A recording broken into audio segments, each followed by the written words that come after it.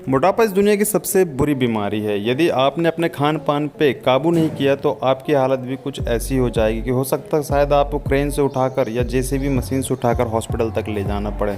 आज हम कुछ ऐसे लोगों के बारे में जानेंगे जिन्होंने कि खाने पीने में कसर नहीं की। उन्हें पता था कि वो मोटे होते जा रहे हैं, लेकिन इसके बाद भी उन्हें खाना पीना बराबर चाहिए था, वो भी उतना ही जितना कि वो खाते हैं। जैसे कि इस लड़के को ही देखो, भाई साहब मोटा हो जा रहा है लेकिन मीठा खाने में कसर नहीं कर रहा है। यहाँ पर कुछ ये मोटे लोग सब विदेश से हैं, क्योंकि विदेशों में पिज़्ज़ा बर्गर कोल्ड ड्रिंक ये सब ज़्यादा खाते हैं, इसलिए ये भाई साहब मोटे थे लेकिन इन्होंने खाने पीने में कभी कंट्रोल नहीं किया।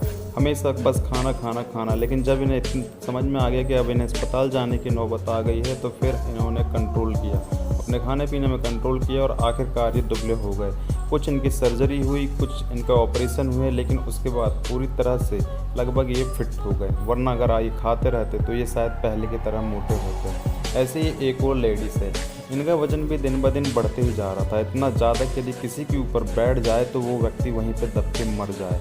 लेकिन इसके बाद जब इन्हें भी समझ में आया कि ये मोटापा अब इनकी जान लेने पे बनाया है, तो इन्होंने फिर धीरे धीरे अपनी रूटीन चेंज की और कुछ एक्सरसाइज करना चालू किया और उसके बाद अपने खाने पीने पर भी ध्यान दिया और आखिरकार बाद में धीरे धीरे इन्होंने भी अपनी आदत में सुधार कर लिया।